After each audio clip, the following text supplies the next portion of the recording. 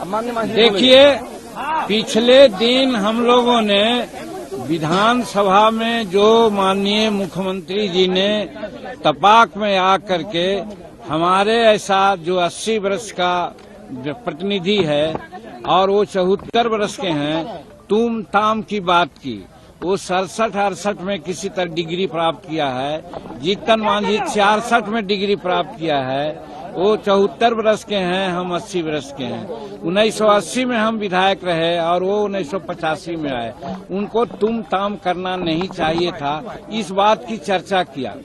आज विशेष चर्चा ये करना चाहते हैं कि माननीय मुख्यमंत्री जी को तो हम लोग कह ही चुके हैं कि उनके भोजन में पिछले कई एक दिनों से विषैला पदार्थ मिला करके साजिशतन जल्दी किसी को चीफ मिनिस्टर का गद्दी मिले, इसके लिए एक साजिश के तहत उनको विषैला पदार्थ खिलाया जा रहा है, जिसका नतीजा है कि महावीर चौधरी के पोर्ट्रेट पर उन्होंने माल्यार्पण नहीं किया, अशोक चौधरी के माथे पर दे दिया जो जीवित हैं।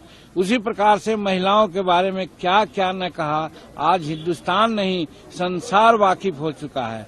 और फिर कल जो हमारे साथ तुम ताम की बात की, भाषा की, हम कहा था कि संस्कार उनका लगता है कि गिर गया है जो ऐसा बोलते हैं। आज एक नई बात कहना चाहते हैं आपसे। आज आपसे बात करना चाहते हैं कि विधानसभा का कस्टोडियन माननीय अध्यक्ष हुआ करते हैं।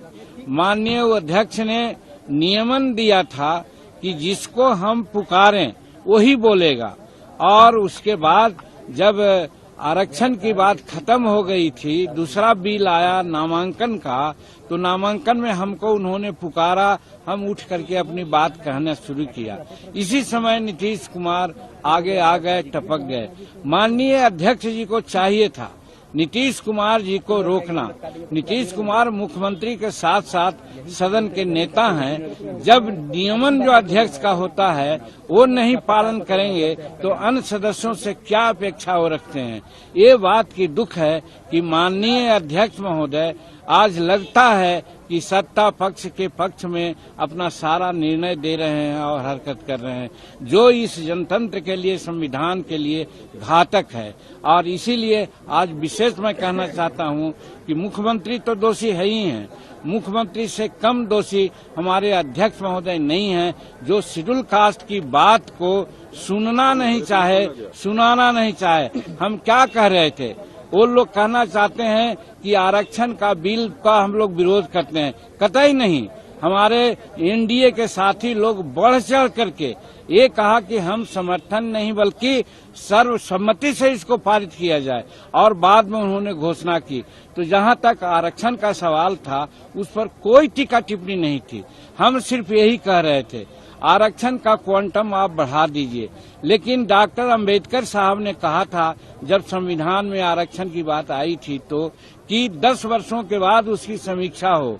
हम नीतीश कुमार से यही जानना चाहा, आप कम से कम 15-18 वर्ष में और 15 वर्ष पहले आपके बड़े भाई ने जो शासन किया, कितने दलितों को उन्होंने आरक्षण दिया है, कितना बैकलॉग है, इसके बारे में कुछ सोचा महोदय? तो उसी प्रकार से ये 20% न कर दें, आप 25% कर दें, उससे कोई फायदा नहीं है। हम उदाहरण साइट किया कि 1971 से यहाँ पर रोस्टर नियम लागू है।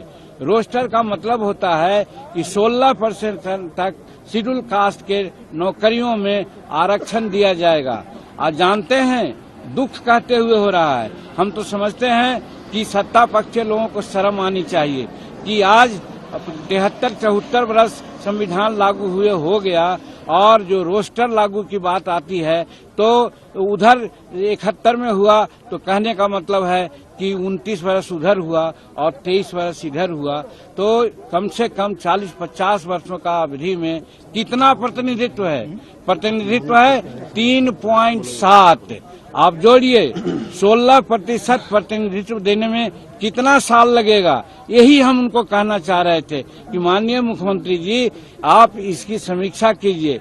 याद है हमको 1955-56 के आसपास में मुंगेरी लाल जी के अध्यक्षता में शेड्यूल कास्ट और शेड्यूल ट्राइब्स के आरक्षण को तजवीज करने के लिए आयोग बना था। उस समय कहा गया था कि 7% आरक्षण मात्र मिला है और बाकी बैकलॉग है।